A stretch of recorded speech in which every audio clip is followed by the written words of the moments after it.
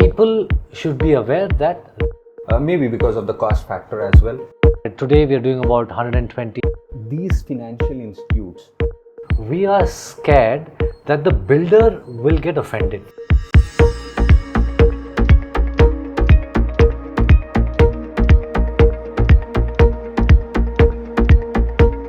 have you had any instances where after giving this report to your customer, who has in turn given it to the builder, and their team has come back and told no, out of so many checkpoints what you guys have shown, I think you were wrong on certain points, and has there been any conversation on that? Beautiful. So what we've seen is, in most cases, this is a point of ego. So what happens is, a projects team says, who is this guy to tell me what the problem is? Right? So what we end up saying is, look, we understand that we are not pointing finger at you. We are looking at the contractor, the subcontractor who has done this job. So please help us identify who this is, because the problem that is occurring is because of that work that is done. For example, if there's a hollow tile. Now, you have a tiling contractor who is supposed to have put enough screed and who's supposed to have enough substance below so that the bonding is perfect. If there is not enough bonding, then there is debonding, and then that's why there's hollow. We're not saying that you as the builder is doing a job, but that particular contractor. So you obviously have to talk to that contractor to get this sorted. There has been a case when they said, no, this area measurement is not okay. Then we had Mr. Suresha, who is our Chief Operating Officer, who went and explained the way that it is measured. We did a joint measurement. Then we understood that the methodology that they followed and the methodology that we followed was different. But at the end of the day, the arithmetic was the same. So they were able to understand, okay, this arithmetic is the same, but the methodology is different. You can do 2 plus 2 plus 2 or 2 into 3. So it depends on how somebody does it. Sometime back you mentioned what is RWA HOTA and what is RWA HC Residential Welfare Association Health Check. Can you explain more in detail definitely. for our audience to know about it? Sure. The logical progression of an audit would be that you have a particular home inspection that happens in a society. Once we do 100, 200, 250, 300 audits, we see that a group of residents come and say, look, you've done a great job for us. Can you help us take over the whole society from the builder? So this is where we say, sure. So we come in and we start a conversation with the management committee. The management committee, we explain to them, we take them through our scope of services.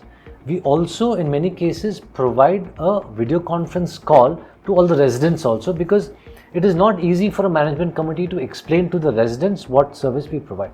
So we get on a video call and explain to everybody what we do. They have questions and then we clarify these questions. And then we tell them the scope of work.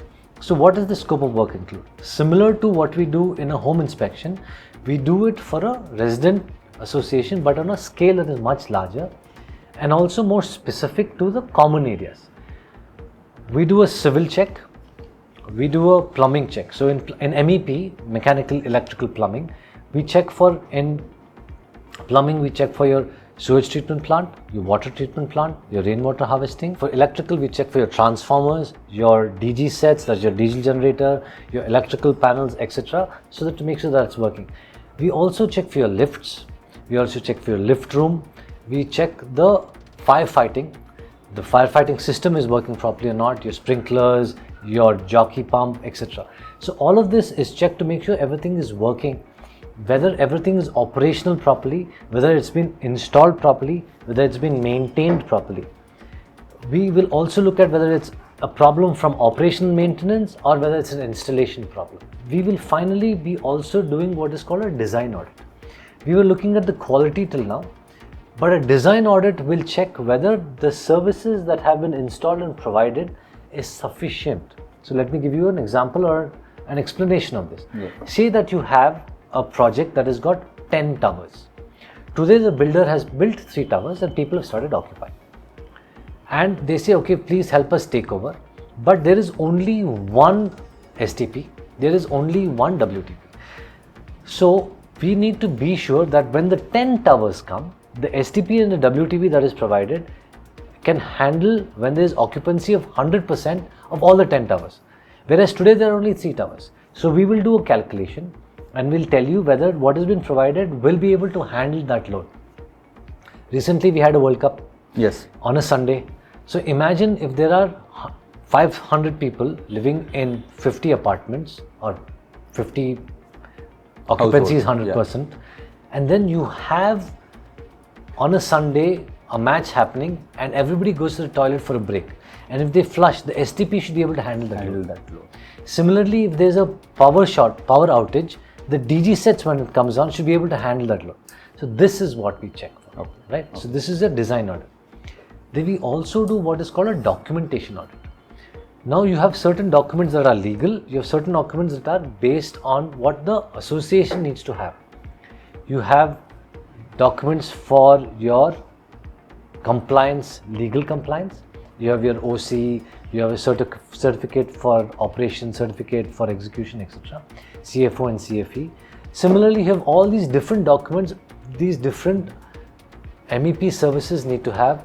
You need to also have for your civil. So for example, you have what is called an as-built drawing. You would have had a drawing that has been certified for construction. Then because of site conditions, there would have been certain changes that happen. So today, after you occupy it, you will need an as-built drawing, because if you want to relay a pipe, you need to know where to dig. So if you don't have that document, it becomes difficult for the maintenance people to understand where things stand. So all these kind of things we do is what we do as a documentation audit also. Then we have your audit that we do for safety. So this is the basic work that we do for the RWA photo audit. So it can range anywhere between a couple of weeks to many months. So one of the larger projects that we did took us 6 months to do, and some of the smaller projects that we did, it takes about a month to do. So it depends on the size of the project. And people will say, how much does it cost? Correct. I was about to ask you that, two things. One is how easy is it to reach Nemmadi, and are they affordable? I don't know if I call it as affordable because it's an important factor. What I have realized is these checks for RWA or a home inspection will add a lot of value.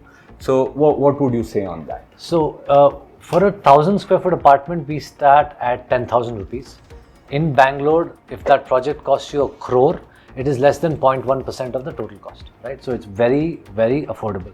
For a society, I can't tell you a thumb rule as to how much it will cost, but let us say mota moti on a per apartment cost basis, it can be anywhere between 3,000 to 6,000 rupees per apartment, depending on the services that your management committee chooses to take.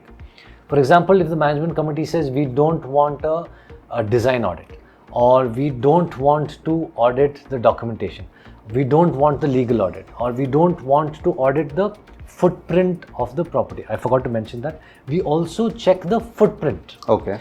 So if your project is say 10 acres, and you need to know whether it's actually 10 acres, right? So we will do an audit to see whether it's 10 acres. We've seen cases where there are 3 acres missing in some projects. Oh my God. So that way we've seen that. I mean, very important factor to note here, guys. Yeah. So that's how we do that. So that's for the RWA HOT audit. We spoke about home inspection, we do RWA HOT. There's something new that we are starting, which is called a Resident Welfare Association Health Checkup. To make it easy for somebody to understand, the way that we talk about it is, as a human grows, if it's a child, 0 to 5 years old, the doctor will look at the child for various things that is pertinent to a 5-year-old child.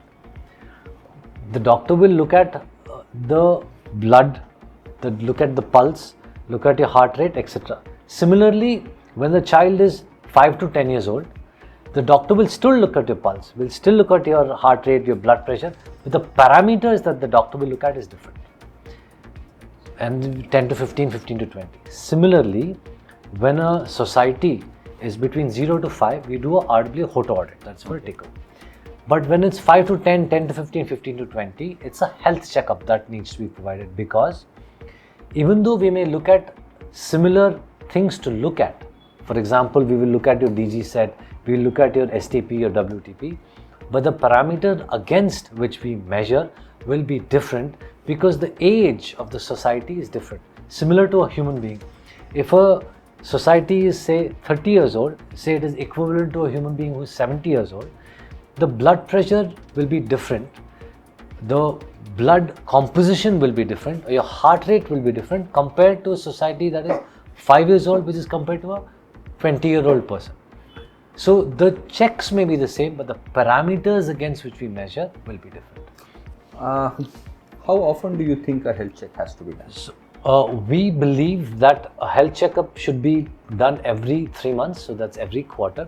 We will do a baseline check to see where your society stands today, because without a baseline we won't be able to tell you what needs to be done so that you bring your society to a level that is easy to maintain and healthy to operate. Then after that, every 3 months we will come and do a sanitary check to make sure that everything is in order. And that's how we continue to do forever. Because as a human grows old, so does a society. You need to make sure that everything is in order. Health check, guys, something very important. Health check of a property. I think, you guys should focus or keep this in your mind, especially for the RWA associations who are there. I think health check of every property is important. As we are moving towards the end of this conversation, though there are so many things too. I think we'll make a couple more episodes specific to certain points which will add value to consumers. You spoke about AI. Now I understand the work Nemmadi is doing is phenomenal, fantastic in terms of what I have understood. Now tomorrow the acceptance increase, like you told, people are getting aware about it. How would AI with Nemmadi would add value? Today we need to understand that we have a human behind the phone to look at certain objects. If we were to train AI based on the millions of images that we already have, that human can be utilized for things only a human can do. So I can give a better service to a consumer who is a human, so my human interaction will be better. It is not, at least today I feel humans should still interact with humans, because it doesn't become very mechanical in nature. There's no point in me telling somebody to download an app and say, Acha, you put it in the center, it'll give you a report, you do what you want, right? That human touch goes. But I think as humans, as social beings, somebody to tell you hollowness is there, take you through what it is, make you feel comfortable that you're investing your life savings in a project.